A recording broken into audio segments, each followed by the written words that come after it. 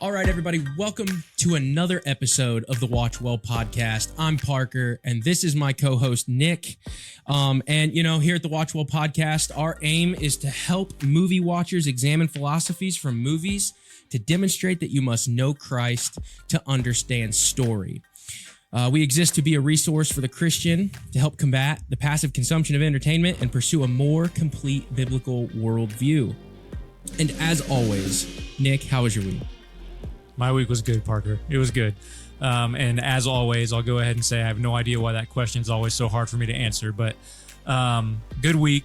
I'm glad to be recording this episode, our second sports movie in a row. I don't know how you're going to post them or how they're going to be released, but two sports movies in a row. And I think it's our third sports movie overall that we've talked about, right? Rocky, Warrior, and now I'm not gonna give it away yet. I'm sure you'll let our guest introduce the movie, but I'm excited about it. Yeah, I'm super pumped for this one. So I'm gonna introduce our guest here, Cory Wing. And Cory and I actually met through a Discord on X, and it's been such a blessing to have him around. You can find Cory on X at CivECCLY Minded. He's the host of the CivECCLY Minded YouTube channel. Join Cory on his YouTube channel as he navigates our present day current events and explores what the world could look like if we really believed Jesus made a difference in people's lives. Cory, how's it going? Thanks for being here. It's great. It's great. I was just right before we came online, I was shuffling my I have 3 kids, 8 and under, and a beautiful wife, and I was shuffling them all upstairs because I repurposed what was a formal dining room into my studio, and so it's just totally open. There's no doors or anything. So if the kids are playing downstairs, it's like chaos, and everyone on this end hears everything. So I was quickly shuffling children and my spouse up the stairs before we went on. But no, it's been good. I had church this evening. I'm on staff, full-time staff at our church. And so we had prayer meeting tonight. And so I came from church and got the kids fed and did a little, family worship and things with them. And awesome. On to bed. On to bed. Well, that is one thing that you get good at when you start doing the whole content creation thing is you get good at making it work with what you have, right? That's the name of the game. You make it work with what you have, and you find fellow brothers that help you make it work with what you have. That's right. Oh, man. Cory, did I miss anything out of that intro? I tried to do my best. No. I looked at some of the stuff on your YouTube channel. The latest episodes, I wanted to shout those out. You had an interview with Cross Politic, and then you did another video titled J.D. Vance is Weird. And I actually thought that title was pretty funny. Well, I do a lot of political commentary type stuff. I've been into that scene honestly as far back as I can remember. So I was that weird kid that liked history and civics and all of that stuff. I wasn't into science and math and I was into what old school they called humanities. But they don't teach those anymore. Now it's all that there's an acronym and I don't even know the acronym. That's how little I care. But it's all about, the sciences and the technology side. That was not my speed. I was going to be a journalism major in college, and then God kind of steered me towards Bible college. But so I liked political science. When I turned 18, I was super excited that I got to vote. And the year I turned 18 was the presidential election between Clinton and, I think his second term. Bob Dole. Bob Dole. Yeah. So my first presidential ballot was for Bob Dole. And if you want, if that isn't enough to steer you clear of politics, then I guess you're probably bought in for the rest of time, because a less inspiring Republican there has not been. Old Bob Dole. But, and then when I turned 21, people were like, "Oh, you can drink." And I was like, I'll have a beer. It's no big deal. But I was like, the big one already happened. I get to vote, man. Right. So yeah, I do a lot of political commentary. It's not all I do. I post my sermons from church that I preach, and I do some just, again, I live on a farm. So something will strike me while I'm out taking care of, the animals, or doing something here. And I'll think, oh, that connects with scripture. And I'll, try to pull my phone out and film something and, just capture it for that. But most of the push of my ministry and why it's called CivECCLY Minded. You did a good job of kind of enunciating that. I just say civically minded because, it's to be a play on word. But it's civics, ecclesiology, and family. So that's really the nice. Three part stool that is really the focus of my personal ministry. And that's where my heartbeat is, I want Christians to be able to engage politically. I think we've left that sphere to the lost for entirely too long. And then, of course, ecclesiastically in the church and what's more important than the family. So, yeah. So, no, you did a good job. Thank you. I appreciate that. So before we jump into our world of movies, I wanted to kind of jump into your world because I've been seeing a few things on social media lately about politics and being a Christian. And there's a lot of just sticking with generalities here. There's a few lay people that I've seen on social media go after pastors that are more politically minded and more politically charged. What would you say about that relationship? That always sniffs of me, and I say this as a guy that's in the PCA, and so I'll probably get some friendly fire for this, but that always sniffs of me of that kind of Tim Kellerism, third way, I can rise above it. And I think, okay, go back and tell Jeremiah that, or Isaiah, or Daniel, or David. The Old Testament is chock full of very strong, devout Christians who saw the absolute necessity and they couldn't, to use an Andy Stanley term, they couldn't unhitch themselves from the political because it's such a big part of our lives, right? Doug Wilson says that it's not, a matter of if you're going to serve someone, but it's who you're going to serve. So it's Christ or chaos, right? And I tend to agree with that. And then you do get the people, again, Andy Stanley, who would say, well, yeah, but you said Old Testament guys. Okay, John the Baptist or Jesus or any of the apostles who were martyred by actual government officials, typically. What they had to say was quite political because there's never been a statement more politically charged than Jesus is Lord. The people that seem to understand that better than the Christians are the lost. Because they're the ones that get really upset and angry when you say that Jesus is king. And just recently, of course, again, you're on X, and I know just recently Christ is king was used as like an anti-Semitic dog whistle, or so we were told. Of course, it's not. That's a ludicrous statement on its face. But anything that can and will be used against Christians to subdue the very lordship of Christ that we're taught about all over Scripture, and I think most primarily in the Great Commission, where all authority has been given unto me in heaven and on earth, therefore go. So even the Great Commission itself is predicated on the fact that Christ is ruling and reigning as of his ascension. Wow. I think that may be one of the best starts to one of our episodes. That was great, man. I appreciate that. Nick, do you have any thoughts? No, I'm ready to get going. All right, cool. Yeah, I appreciate that, summing that up, because I did see a few things, even as recently as today, where there were claims that were made that, kind of exactly in the aura of the way you talked about, Jesus kind of rose above it, or he wasn't really aside, or it was almost like this ethereal thing, and if we don't put our faith into action, then we get what we are seeing currently. That's right. Is where I'm at. So yeah, I appreciate that. Okay, so my next question for you, Cory, is why did you pick Hoosiers? We'll start there to the movie review. And then when we get done with that, or, after you answer that, you can go right into maybe just like a summary for maybe somebody. I can't imagine many people not knowing about this movie, but for those listening, just kind of give like an introduction to the movie so we can kind of pick up and do our critique of this movie. I picked Hoosiers because I truly think it's the greatest sports movie ever made. And I know you said that you've done a few sports movies, and of course there's some other big ones out there, but I think a lot of sports movies really take their cues from this one. Because this was made in 86. So, you know, it predates a lot of the more recent ones, of course. I also picked Hoosiers because as Parker, you and I got to know each other a little bit through both Discord and X. It came out that I'm originally from Brownsburg, Indiana. Just really now it's just a suburb of Indianapolis, but it wasn't in the 70s when I was born.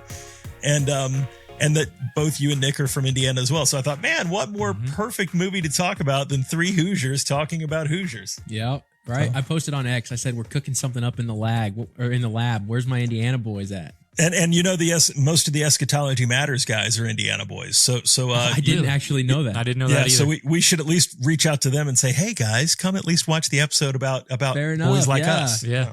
Yeah. We could have done Children of the Corn, but I figured that was way too dark. Yeah, shout out Eschatology Matter. They just passed like 8,000 YouTube subscribers or Yeah, something like that. yeah. So shout out you guys. That's awesome. Congratulations. So why don't you open it up for us, Cory?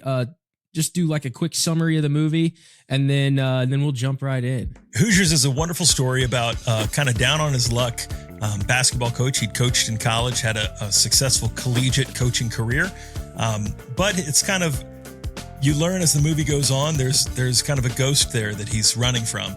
And then he spent some time in the Navy, and now he's a down on his luck, but a little rough around the edges, now high school coach, and has come to a very rural Midwest Indiana high school called the Hickory High School. Yeah, the Hickory Huskers, which of course would be a reference to corn husking because it's Indiana. Indiana. And it takes place in 1951. It's actually based on a true story of a school that did go on to win the state championship in 1954. And my dad, who I lost just over a year ago, was born in 1952. So as I went back and watched the movie, kind of prepping for this, and I've seen that movie 50 times probably. Man, it was something to kind of have my dad's memory and my grandfather's memory kind of be the filter as I watched this, 1950s Indiana. But he takes this very small school and he helps them to believe in themselves, and he starts to believe in himself again. There's another character, which I'm sure we'll talk about as we go, who he also helps out. There's a few, but one in particular, played by Dennis Hopper, and it's just honestly it's a story about redemption. His personal redemption, the redemption of a whole town, and a feel-good story, as they say in the movies. I don't know of many movies, sports or otherwise, that's a better feel-good story than Hoosiers. Yeah, and one of the things that it captures, it is the true story of Milan, right, against Muncie Central, which I'm in. That's where I am right now. I'm in Muncie. So Muncie, okay, Indiana. Wow. So it's pretty big deal around here, but it captures the importance of, at least I think it's waned a little in recent years, but historically the importance of basketball in the state of Indiana, like especially high school basketball. And Gene Hackman's character, Coach, what I'm blanking on his name. What is Norman his name? Norman Dale. Yeah. So he says multiple times, I'm experiencing Indiana basketball, or I see what, and it comes back again and again and again, just showing how it's different here. Basketball is different in the state of Indiana, and there's a little bit more importance than other places. It's part of who you are in Indiana, rather than just, a game that some kids play. We've all been there. You've been inspired by a new creative idea, but you've got 3 videos in the queue that need to be edited by the deadline. Or deciding to hire a full-time editor can feel like throwing money at the wall after salaries, benefits, and equipment. It could leave you frustrated and be a burden on your content schedule when editing stacks up. We want to help you bridge the gap. It's really simple. Log into your dashboard, sync cloud drives, and send us your raw files. And we'll do the rest. Worried about the final cut? With our 2 unlimited plans, you don't have to worry about revisions. We'll do it until it's right. We keep you in the driver's seat as content creation depicts the creator. Log into your project management dashboard via Notion for direct, instant communication, and watch your project reach each phase of editing until completion. You create, and we just do the work. Vindicated Productions, removing the burden from content creation. some of those scenes that you were talking about, Nick, where he was like, this is Indiana basketball, or right when he went out, when they were introducing the team. Welcome to Indiana basketball. He was like welcoming himself as the outsider to Indiana basketball. It reminded me of the, and now I'm going to blank on the movie. Oh my gosh, man, what is wrong with me recently? Anyway, one of the lines in the movie is, it's about football in Texas. And they're saying, and it's like football in Texas is a religion. And it had feelings of that in those moments. Well, you've got that certainly in Varsity Blues and in Friday Night Lights, right? Right. I mean, that both of those films have that, high school, especially Varsity Blues has that Texas high school football, and there's nothing bigger. I mean, the town shuts down when it's football night in Texas. When I went back and watched it, I got so many, Remember the Titans and so many Varsity Blues and Friday Night Lights. I mean, all of those films felt so prescient, but those are all, I mean, many, many years later than this. So that's why I say this is such a pivotal movie, because all of those movies really stand on the shoulders of this little, which again, you're talking, this was made in 86. I mean, the box office back then, unless you were Star Wars, or Indiana Jones, or maybe Back to the Future. I mean, you didn't do huge numbers for a movie like Hoosiers, but the importance of a film like Hoosiers, I don't think can be overstated, because it is, unlike, say, you mentioned Rocky earlier, and of course that's a solo film, I mean, it's one man against all odds. Whereas this is more in that team sports genre, like Miracle, or, I mean, again, there's tons of these, I mean, there's tons of these films now, but back then there just wasn't, I mean, there wasn't any films that I remember growing up quite like Hoosiers. It really stood in its own class. You mentioned Miracle. That might be, now that you mentioned that might be the closest, I guess you could call it sibling, or maybe you would call it offspring of Hoosiers, because it's a very similar story, just in a different sport, right? Absolutely. Small town guys that really, that they reach a pinnacle of success that not only no one else expected, let's be honest, they didn't expect, the Mighty Ducks. I mean, again, you can go down, there's tons of these now, but I think one of my favorite lines, in Hoosiers is when they get to the final, and I'm probably getting ahead of us, and my apologies. Oh, you're good, man. When they get to the final in Indianapolis, and he says to the guy that lets him into the field house there in Indy, most of my boys have never seen a 2-story building unless it's in a picture. These boys only know farming, basketball, and high school, and probably in that order. I mean, and so I mean, these are Hicks, and that's the Indiana term. I remember growing up in Indiana. Of course, I was big basketball fan. I was a Crimson and Cream guy, which both of you should know what that means. And my brother was a black and gold man. We have a younger brother who just wasn't much into sport, into basketball. By the time we left Indiana to come to North Carolina, he was still pretty young.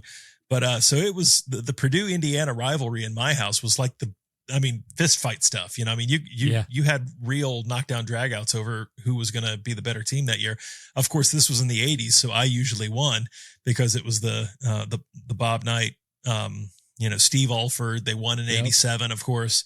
I mean, so it was a big deal, and so when we watched this film, and just to give you some personal background, my grandfather, my dad's dad, played basketball on a small team from a very rural part of Indiana, just outside Lebanon, Indiana, which is still a map dot. And they went to like sectionals, and so he did that back in like the 40s probably. And then my older brother played high school basketball and went on to play college basketball. So again, basketball has had a huge impact in my family, even personally. So yeah, I mean, this film and this genre was just, I mean, it was impactful. And then Gene Hackman, just let me get this out there early on, is my all-time favorite actor. I don't think there's a better, ever been a better man to come through Hollywood. I mean, he could take on to go back to your episode with Foskey, he could play Lex Luthor and play him with both villainy, but also humor. And I mean, he was so good as Lex Luthor. Mississippi Burning, I think, is one of the greatest films ever made. Where how a guy like Gene Hackman, who doesn't our modern idea of what a scary guy or an intimidating guy looks like is Chris Hemsworth, or it's all these guys that are like the Big mountain muscles from Games of Thrones. Yeah. Right. And Gene Hackman takes us back to a time in America's history where a man built like Gene Hackman could make you pee your pants. You know, I mean, where he could look at you and just the look that he gave you and kind of the set to his jaw, you knew he meant something, you know, I mean, and men were men. And that was another theme of this movie as I went back and rewatched it that I really appreciated was here we live in a day and an age where we don't know what a woman is, but in 1950s Indiana, men were men. You know, there's very masculine themes in Hoosiers, and there's a lot of themes of innocence too. You know, this little town and this little school and these boys, by and large, these are innocent kids. You know, they haven't been exposed to the big Indianapolis world. And again, it was hearkening back to a time that we've almost lost that kind of innocence here in America. Yeah. Yeah. And you talking about Gene Hackman, I mean, there's several points in this movie where as a coach, playing the coach, he just exudes presence, right? There's just this aura about him as he's speaking. You want to pay attention, and I couldn't imagine anyone better for the role of a coach. And I was even, I know Gene Hackman played a president I think it was in a Clint Eastwood movie, but I have not seen that movie, and the thought I had while watching Hoosiers, as I see his presence on screen and the way that he's his voice is impactful and things like that, I was like, man, he could play a really good president. I haven't seen the movie where he played a president, but he just has that type of strong confidence. He grips you, and he portrays it very well. He just grips you.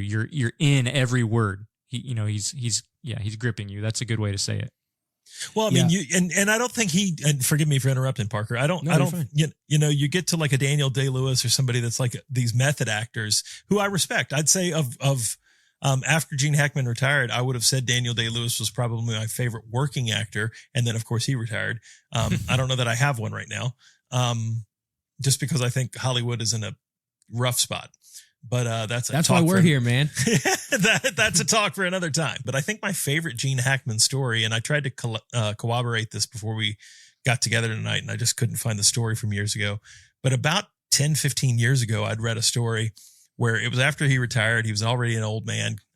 He was, I think, in his 70s, that he had got rear-ended out on like the highway out there in LA. And he hops out of the car to see what the damage is. And the guy driving the other car hops out, and it's like this 29, 30-year-old guy. And he swings on Hackman, and Hackman just goes to town on this guy, and it was just credit to, he's not playing, I mean, yes, he's playing a role, but the guy that you see, but the reason that he comes across so believable is because he is this guy, I mean, he tuned up a 30-year-old guy when he was in his 70s, I mean, and I remember going home and telling my wife when that story happened, I was like, man, there's no good end for the 30-year-old, either you beat up an old man and come on, you're that guy, or you got beat up by an old man, Right. So I mean, I was like, man, can't win that one. You just, there was no winning. You should have stayed in the car, brother. Handed out your insurance card and said sorry. I mean, that was a bad day for you. I think if I'm not mistaken, I think he was in the military before he was an actor. Yeah. I think he was one of those cats. Back in the day, my mom's dad did this, that lied about their age so they could get into World War II. And again, that just goes back to what I was saying about masculinity of America in that era. You had 17-year-old boys that were lying to the government about their age so that they could go fight in World War II. And now you can't get volunteers to sign up for the military, which, again, with military leaders that are wearing dresses and have beards, there's some other things going on there with DEI and intersectionality and all the stuff, right? Again, that I talk about on my channel, but it's, we have certainly lost a step because we just don't raise men like that anymore. But you're absolutely right. He did serve. He was and again, but I try to think about, I'm probably older than both of you guys by a few years. I'm 46. So I think about my grandfather's generation. Who in the world didn't serve? All of those guys served. They were all men, and they had a sense of honor and a sense of duty. And again, it's one of the things about this film that I think it accurately portrays is this was a time in America's history when we could still walk around, not just America, but even the world stage with our heads held high. Because when you said you were an American, the whole world went, oh, okay. They knew what that meant. We had saved them from, 2 world wars. And, we had come to save the day of the entire world twice. And so by the early 50s, we could puff our chest out. Right. So let's jump into that. So you said you said men were men. So let's start with the scenes in Hoosiers that kind of brought that to your mind, and then we can riff on that for a while. And then we can just see where it goes from there. Okay, it won't take me long. You could start very early in the film when his first day on the job. Of course, he's approached by Barbara Hershey's character, who's kind of the female teacher, who eventually ends up being won over by him, of course, and sees that he's a great guy. But of course, at first, she gives him nothing but heck, and so there's this interaction between her and he. And then he has his first interaction with the actual, ball team, and he's going to overturn the apple cart pretty quickly and show them, hey kids, this isn't going to be what you're used to. I'm going to run this more like a boot camp. And so that first practice, he starts laying down the law, and a kid smarts off and walks out, and he talks one of his buddies, of course, on the team into walking out as well. Come on, Whit, let's fly this chicken coop. Didn't you say you'd rather be down at Terhune anyway? It's your funeral. Let's move, Gizzard. I ain't no gizzard. And before that practice is over, that kid is coming back in, accompanied by his father. And now there's some other men that have come into the like local sheriff and a couple other guys that are just, because again, it's basketball in Indiana. So everyone want to know how are the Huskers going to be this year? And, but in walks this boy with his dad. And his dad just does what my dad would have done. If I'm being brutally honest, I'm sure there were a couple times in my own upbringing, my dad did do things like this because I was a knucklehead. That he brings his son back and says, what do you have to say? And and the kid just sheepishly says, well, coach, gosh, I'm sorry. I'd sure love a second chance, and that's 10 minutes into the film, that you're seeing a father do the hard thing instead of do the easy thing and go, well, Johnny would never do that. It's right. just right. The parents now give all these excuses of why their kids aren't the ones to blame. But, in the 1950s of Hoosiers, it was, no, I'm sure my boy smarted off and he's going to make it right. And so that was huge. Yeah. And ultimately what we're talking about is, accepting and having a respect for authority. Like at the end of the day, he is the coach, and it's going to be his. And that's what that's the good father, right? In that movie. And we've got a epidemic of bad fathers in our world today. We have an epidemic of kids who are the age of an adult, but are still kids because they don't respect authority and they don't have the discipline, required to be an adult in that level of maturity, and it pushes all kinds of things. The ripple effect kind of goes out from there, right? So you don't have men actually raising families. You have kids raising families, which starts that, perpetual cycle. And that scene that you're talking about, like, stuck out to me too. And it's like, man, I want to be that dad. Mm-hmm. It's like, even if the coach was a little bit wrong, like you have to understand, like, when to like just do the right thing, right? Sometimes you have to eat it. He's the authority. You have to learn how to operate under those circumstances because not every authority figure is going to be your favorite.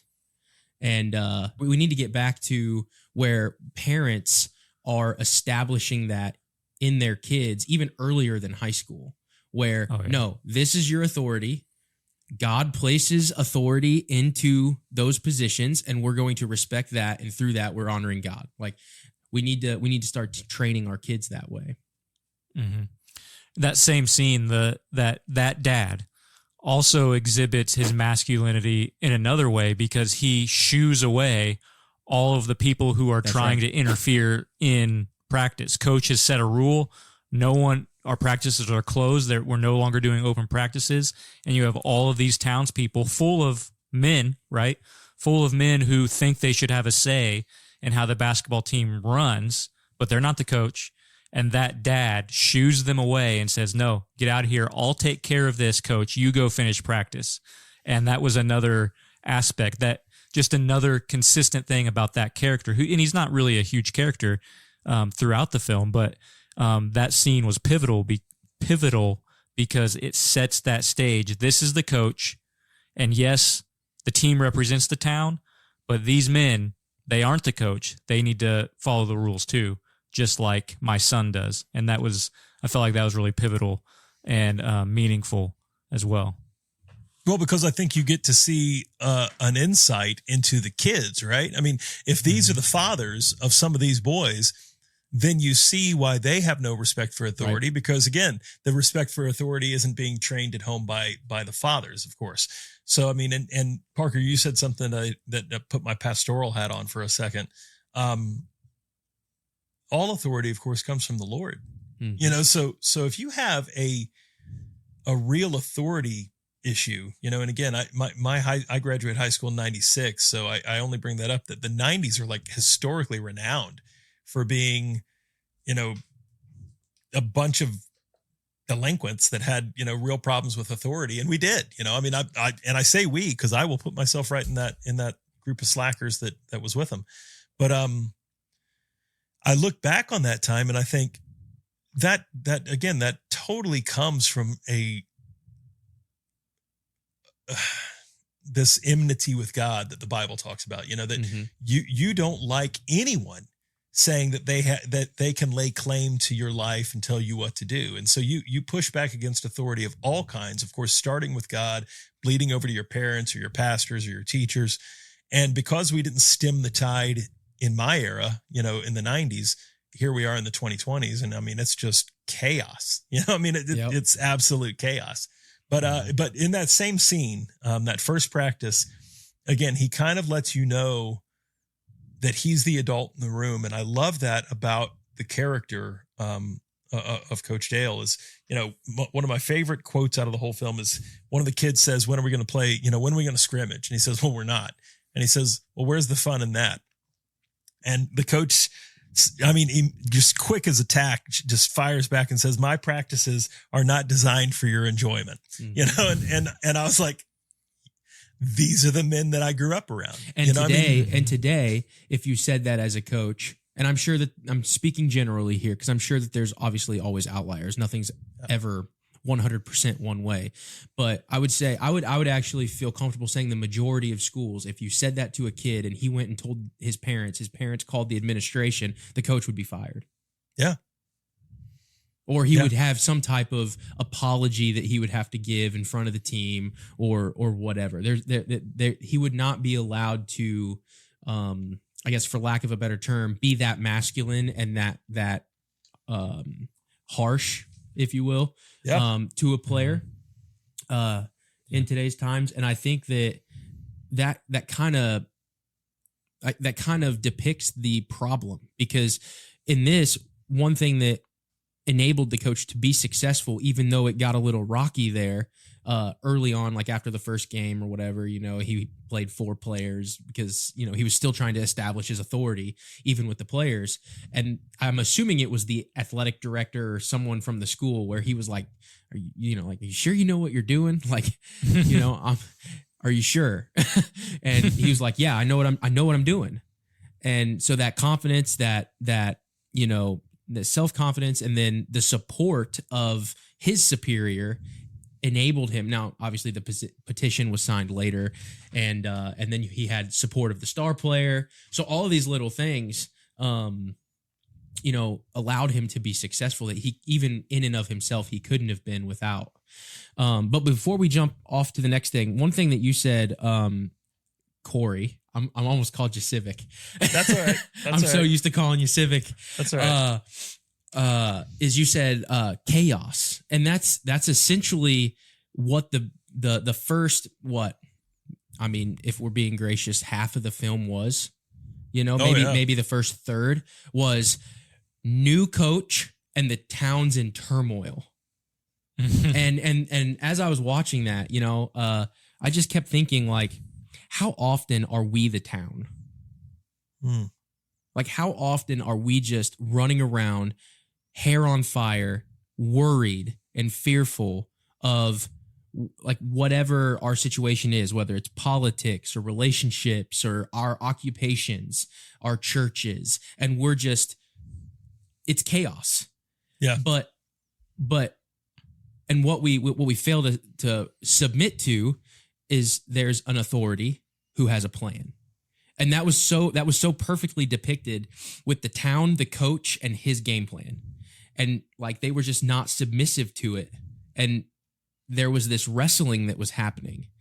And I just kept playing that over and over and over in my head the first half of the movie. And then I went somewhere else later on. But yeah, you said chaos. And I was just, man, like how often do we just want to control? Because that's what the town did, right? Let's control. Let's get him fired. Let's do it our way, So Well, that's where I went. No, it's amazing you say that. And that kind of got my brain going. Kind of riffing off that is that what he brings to the table what Coach Dale brings to the table is fundamental Indiana basketball. And again, I mentioned earlier, the Bobby Knight era and whatever people's thoughts are on Bobby Knight, which Bobby Knight actually is very similar to Coach Dale, even up to and including, abusing one of his own players. But what men like that bring to the table. And then, of course, we moved from Indiana to North Carolina. So we moved from a state where basketball and race car driving were the two predominant sports to a state where basketball and race car driving were the two predominant sports. So I mean, it was honestly the transition for us when we got here was like, yeah, we can do this. It was just, we switched out, Indiana and Purdue for Duke and Carolina. And, and we switched out IndyCar for NASCAR, but it was a pretty comfortable move for us. But I bring that up to say Dean Smith, who coached many, many years at Carolina, and even Krzyzewski at for many years at Duke, and Gene Cady, who was again coach at Purdue in the 80s. You can look at all of those men and what all of those men kind of brought to the table, especially Bobby Knight and Dean Smith. They won games and they won championships, but watching a Carolina game or an Indiana Hoosiers game isn't fun. It's not sexy. There's nothing sexy about the way that Bobby Knight and Dean Smith coach basketball. It is fundamental basketball. It's pass 4 times before you take a shot, pick and roll, do the dirty work of boxing out, making sure you're getting your rebounds, which is how at the end of the movie, of course, when they go to Indianapolis and they play the much bigger team, you can still get rebounds because you're putting your butt into the guy behind you. He's taller than you. So you have to go back to fundamentals. You have to beat them to every ball. You have to outwork them. You have to still have your wind at the end of the game because you ran wind sprints till you threw up, but to connect that, Parker, back to what you just said, isn't that true in our own personal lives and especially in our spiritual lives? God so often says, well, son, get back to the fundamentals. You haven't been reading your Bible like you should. You haven't been coming to me in prayer like you should. You haven't been fellowshipping with other brothers and sisters in Christ. You've skipped church the last 3 weeks, or fill in the blanks. We get so tangled up in our little lives, and again, back to the chaos idea. We get tangled up in the chaos that we forget that the structure of life, and again, I could pastorally take this all the way back to the garden. You look at the creation narrative. And even back in Genesis 1 and 2, what is happening in Genesis 1 and 2 is God is ordering the chaos, that there is darkness hovering over the deep. And he, as the 6 days of creation unfold, he's bringing this chaotic mess more and more into order. And again, when you think about it, after the narrative's complete, yes, it was a miracle in how he did it. but there's nothing miraculous about the end product. It's what we call everyday life. I mean, like I said, I live on a 15-acre farm. Maybe I should. And, Lord, forgive me if I should.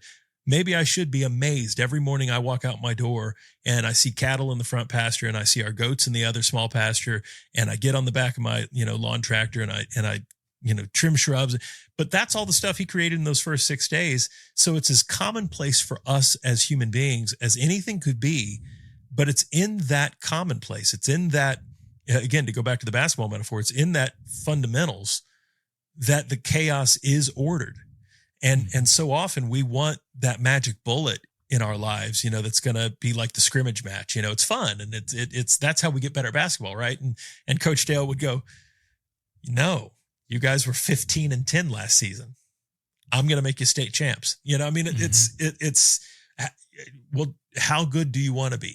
Do you just want to float by at 15-10? You can. And there'll even be a few, losers here in town that will applaud that 15-10 performance, because there always are. And, but you can be disciplined and you can choose the hard path, and then we can see what really can happen. Mm-hmm.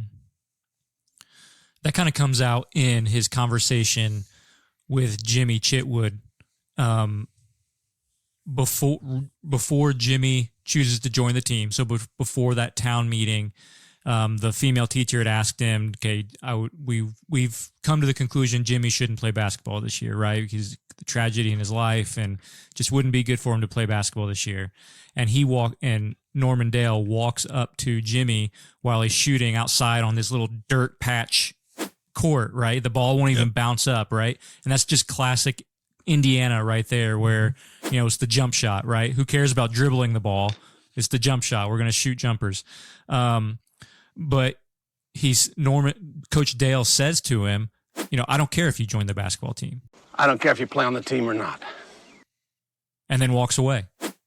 And it's this moment, what is it that you want to do? Are you, you have to make a decision and be good with that decision.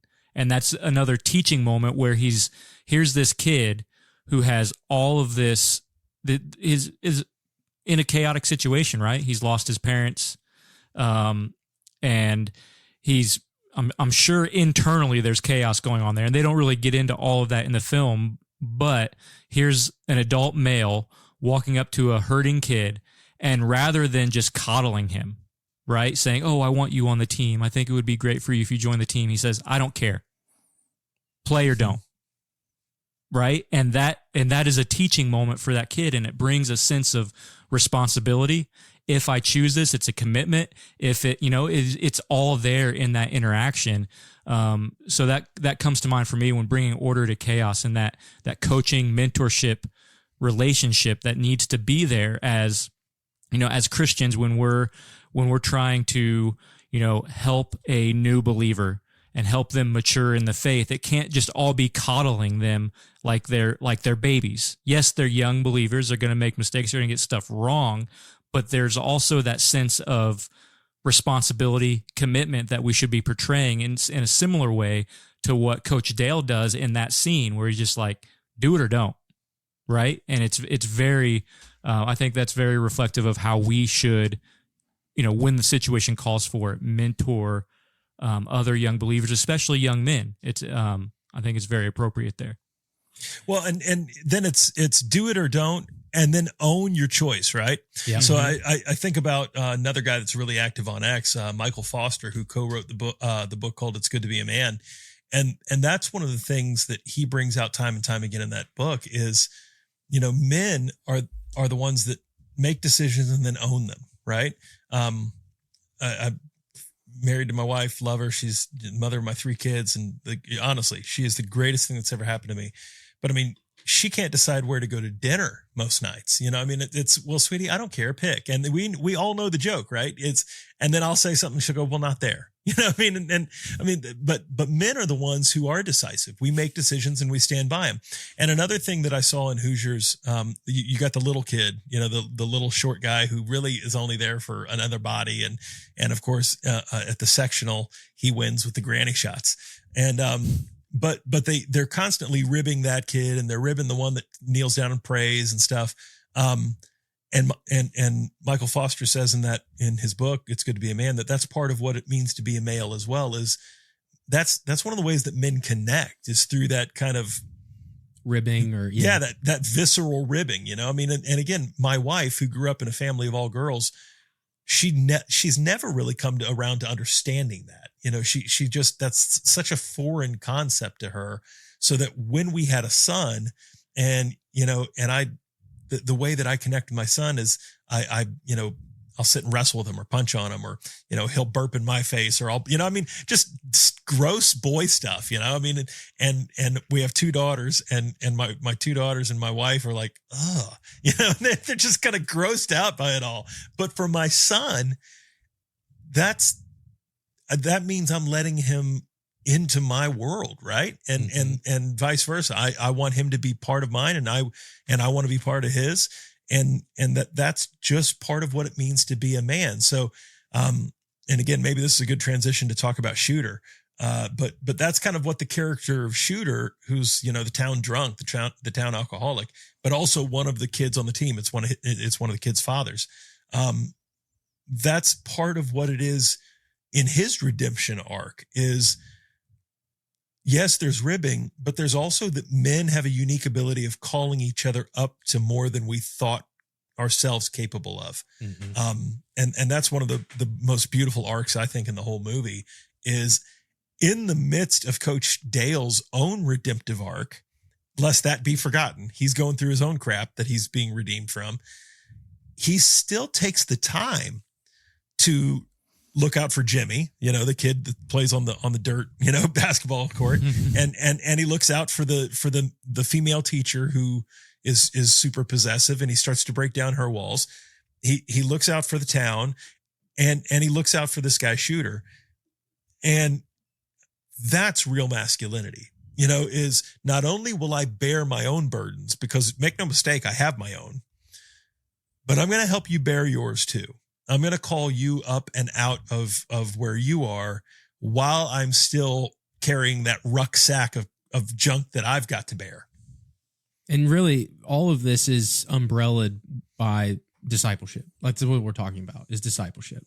Yep. And like how, I can speak for myself. Like I struggle with this a lot, because I'm not that in tuned or that aware of those I could be discipling, like the coach is in the film. I think it's perfect what you say. But then even within that relationship, so you're talking about Shooter and his son, and I actually forget the player's name. Do you remember? I even went back on IMDb, and like, they don't really list the kids' names. No, they don't. It's remarkable. It's like there's such an ensemble cast of the story that they're not really the point, which is, again, honestly, in its own kind of unique way, is almost perfect for this film, right? Because unlike, say, Remember the Titans, where you did have some really standout characters, of course, the one that gets in the accident and gets hurt, and then Gary and Julius and Gary Batir, and I mean, and they really stand out as your 2, big characters and all that. This doesn't really have that, and that's kind of one of the beauties of this, is really the sum of the parts is better than the parts, and that's what makes this such a cool and unique film in and of itself as well. But so no, I don't know the kid's name either.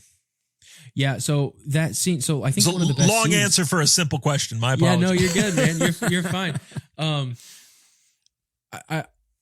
I think it's one of the best scenes of the film, in my opinion, because so often discipleship is pictured, wisdom and age down, right? So often, but how much life did that kid breathe back into his father when he went back into the hospital, and all he said was, "Dad," something to the effect of, "Dad, it's going to be okay, and I love you." Yeah. We'll go get a house. Yeah, we're going to get a house. We'll get a house together. Yeah. Yeah.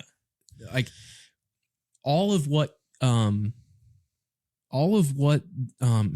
Coach Dale, all of what Coach Dale did, like that was peer to peer, and that was like, no, we're gonna get this done. You know, I'm gonna put you in these situations. I'm gonna keep getting thrown out of games, so you have to take the mantle, and you have to be the leading guy. And I'm gonna kind of force you to. I've done it again. Yep. Oh, I've done it again, and I'm gonna force you to essentially be the man that you need to be. But then what do we see? We see him relapse, right? Yep. And the pressure, he just couldn't handle the pressure. And I think a lot of people just need to hear the encouragement that you know, you can lay that pressure at the feet of Christ, and you can be healed from it. And then for the kids out there that are struggling with parents, you know, we talk about this on a few episodes already, that, you know, honoring your parents can go a long way. Mm-hmm. And even something as simple as, like, I love you, or Dad, we're going to get a house. We're going to do this. And it's, you know, it's going to be okay. I just don't think that discipleship is pictured in that way often, where it's the younger to the older in an encouragement, or I'm going to help you through this time. Well, and I think you're absolutely correct. And I won't get into it too much because I didn't get her permission first, but my wife and I went through some of that with some familial issues in our own family. And so I've seen that up close and personal. But one of the things that I would say, both from personal experience and also certainly from a pastoral standpoint, is you also have to understand that discipleship is a journey. You know, it's a lengthy, painful, time-consuming. Again, we were talking about the fundamentals earlier. It's that, you know, it's not sexy. I so often think that people want the conversion, right? You know, we all want to be the guy that leads the person to Christ and prays the prayer, which I have my own issues with that. Mm-hmm. But me too. But you know, we want to be that guy. We want to, or the street preacher who's, you know, calling forth the gospel. And as a guy that preaches, I love doing that. But when I went full time at the church in a pastoral role, it was pretty early on that I realized, as much as I like getting up on Sunday morning and preaching, and I love it, I might like pastoring more. And those two things are not the same. You know, a lot of guys can preach. Very few guys can pastor. And the guys that can do both, man, if you're around one of those, join his church. You know what I mean? Like tomorrow, go immediately go join that guy's church, because if he can preach and do so effectively and be consistent and faithful to the word, and he can faithfully shepherd and pastor people, that's a minister. That's a true man of God. And you should immediately connect yourself to that guy. You will be better in the long run if you do. But I think where you see that is also with Coach Dale going to the hospital, you know, because Coach Dale had set down these really firm rules when he asked Shooter to come be an assistant coach, right? He said, you're going to get yourself cleaned up. You're going to wear a shirt and tie. You're going to shave your face. And you're not going to have a drop of alcohol. And he breaks those rules, right? And if we were Pharisees, if we were legalists, then it's one and done. That's it, you know. And the Coach Dale that you're introduced to at the beginning of the movie, especially by Barbara Hershey's character, is that's the kind of man Coach Dale is. That when the kids don't live up to his expectations, or when the assistant coach doesn't live up to his expectations, then you're done. Katie bar the door. It's over. But through the growth cycle of Coach Dale himself, you see near the end of the film, he does go to the hospital, and he still encourages them, and he still says, there's a place for you on the bench when you get out of here. And, you know, so that's what discipleship actually looks like. It's knowing that the quick fix is never really there, because in fallen humanity, even post Christ, even once we come to Christ through salvation, you know, I preached a few months ago on this very topic, and I told our people, it's an old Baptist adage, because I grew up Baptist, even though I'm a PCA guy now.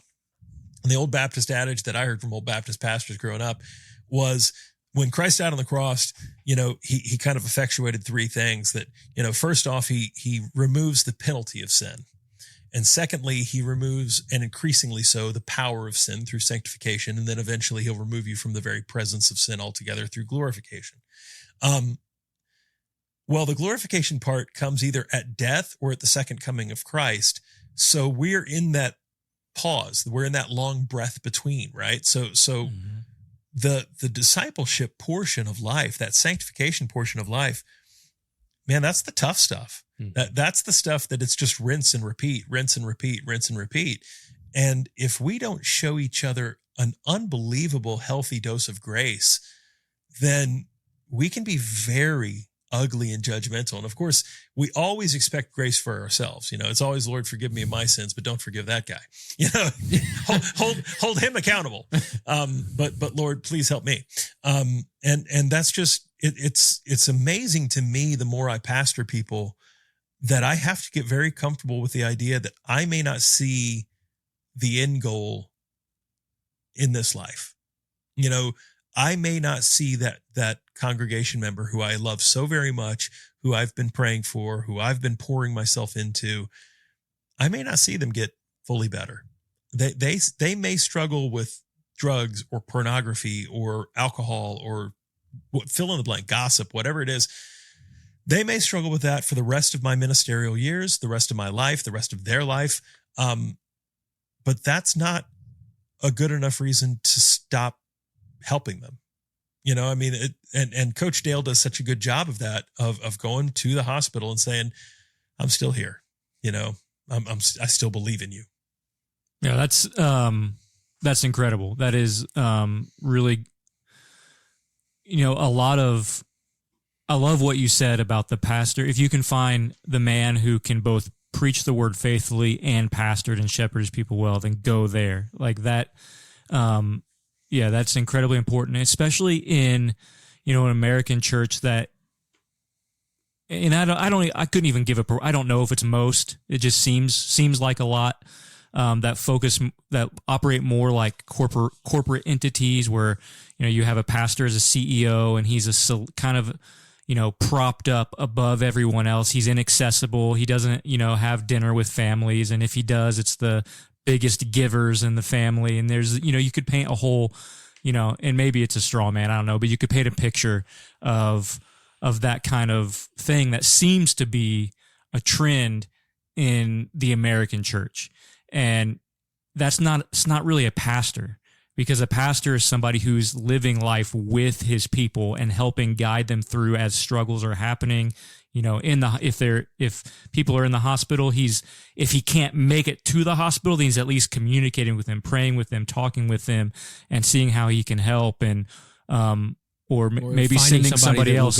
Finding somebody else that, you know, there's an intimacy that you should have with the pastor / pastors of your church that just doesn't exist for a lot of reasons. And I think part of it is that CEO mentality, but then also kind of a lack of commitment. You know, we won't be at church because we have a baseball game, and, you know, we have to be out for travel and all of those kinds of things that are all, you know, that, you know, people have discussed. But because of that and all of those factors, you mean basketball? There's a games. lack.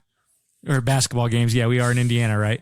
But in 1950s Indiana, they would not have played a game on Sunday. So that's right, that's true. They would not have done that.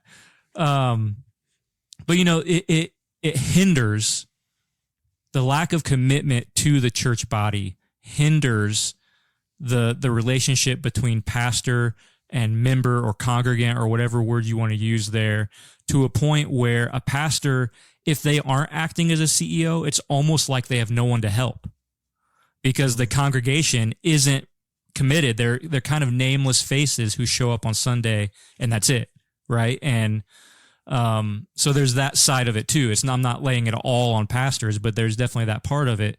But that's not the way God designed it to be, right? That's not the way the church is designed to be. That's not the way he wants it to be. He wants it to be a body of believers who are connected to one another, who help guide each other through life. And the pastor should be the one facilitating that within the body and kind of leading that effort. So, and Coach Dale, as you've said, Cory, Coach Dale is a very good example of what that should look like.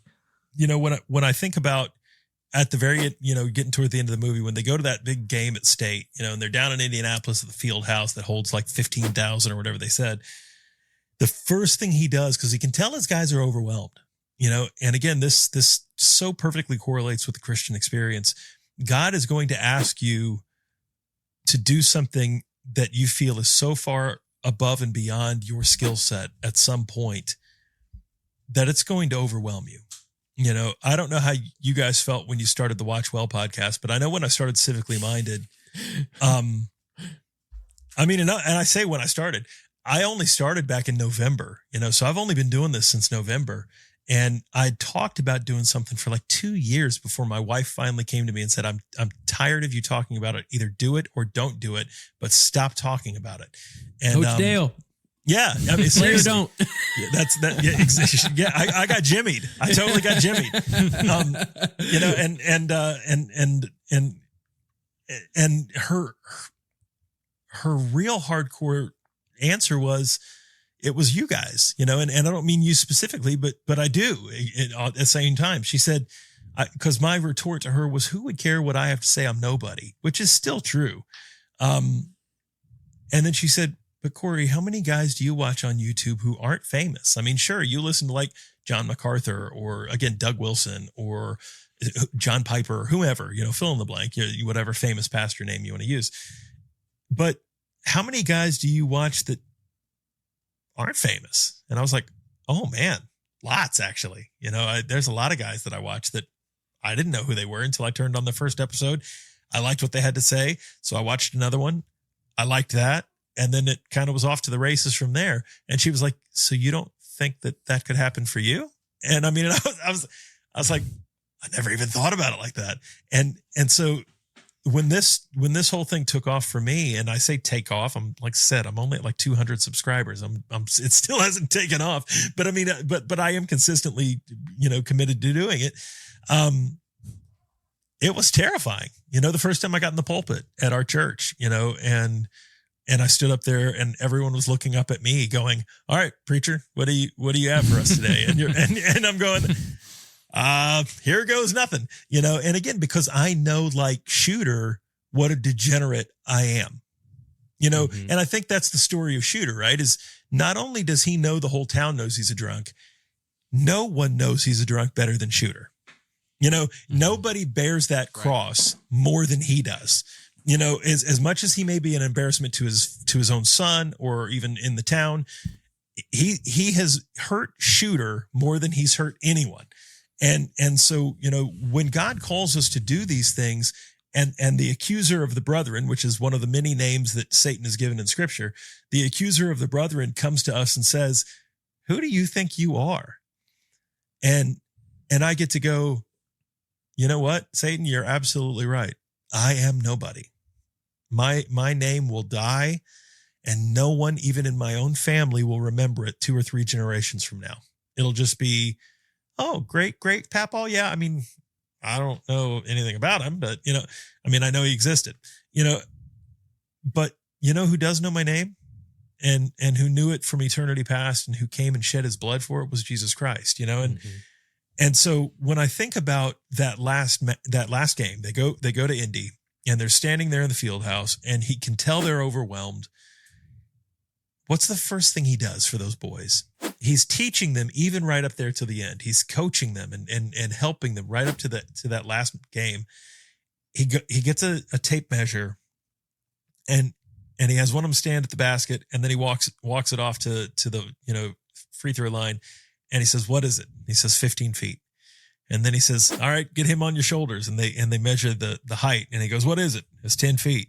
He says, I think you'll find it's exactly the same measurements as our gym back in Hickory. And that was such a profound moment when I was rewatching the movie. I was like, that's exactly right. Is when God calls us to do the big thing, the reminder you have to give yourself is, greater is he that is in me than he that is in the world. This is no different than when I shared my faith with the guy I work with. It's no different than when I preached in front of my hometown church. So if one day God calls me to preach at the Panther Stadium to, 80,000 people, which I doubt will ever happen, but if he does, So what? I get to give the greatest message that God, that man has ever heard, which is God came out of space, heaven into space time, put on human flesh, and redeems us from our sin. Taylor Swift has never wrote a song that cool. There is no performer on earth that gets to tell a story like we preachers get to tell. And, so it's always go back to those fundamentals, you're right, Satan, I'm nobody. I am absolutely nobody, but praise his holy name. Jesus Christ is everything. Mm-hmm. And as long as I lift him up, he says he will draw all men unto himself, So when I think of the movie Hoosiers and the fact that it really is such a movie of redemption, it's almost Christian in the same ways that, say, Keith Foskey would have said that Superman was. There's all these Christological, typography in Superman, and you guys all three did a great job of bringing it out in that episode. It was a great episode. Thank you. I enjoyed the one with Greg and Tombstone, and I really enjoy what you guys do a lot. Kudos to a very cool niche. But when I think about, that's what the Bible is. Just like Hoosiers is a story of redemption, that's what the Bible is. The Bible is a book of redemption. That's what the whole arc of human history is we fell, and ever since the fall, our unbelievable husband has been coming to save us and to rescue us and to redeem us. You have really obvious pictures like Hosea, and then you have all of these nuanced ones throughout the rest of the Bible where you see the figures and the shadows and the types, and it's awesome. And it's such a redemptive arc of human history. Yeah, man, that's great stuff. That's really all I have for the movie. I don't know how to follow that up, Cory. That was great. Yeah, thanks for coming on. It's been a blast, man. It's always kind of my wife says it's my superpower is I can talk them to death, so whether it's from the pulpit or from a podcast, I can talk until people go, I surrender. So no, thank you guys so much for having me on. I appreciate your ministry and what you're doing. I think it's vital in a day and an age where we're consuming more media than ever before. Since COVID, man, when everybody was just like binge watching everything they could get their hands on.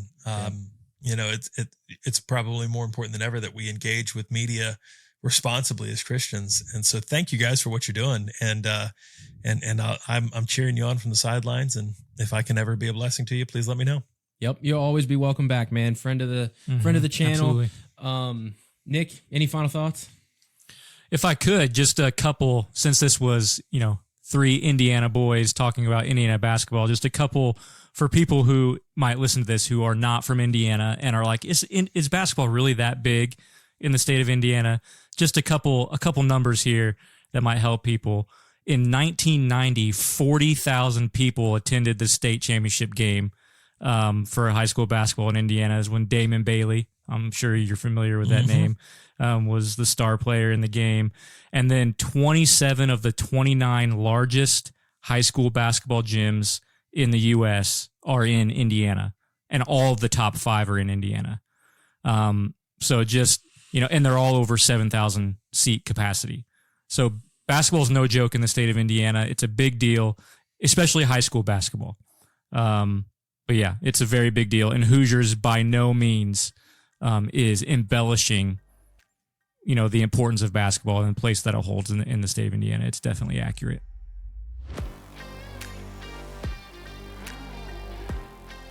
Hey guys, it's Parker from the Watch Well podcast. If you liked this video, we want to go ahead and have you subscribe right here on this button. If you want to watch the full podcast episode, go ahead and click right here. And if you want to watch another Watch Well clip, go ahead and click right here. And remember, if you're going to watch well. We'll see you in the next one.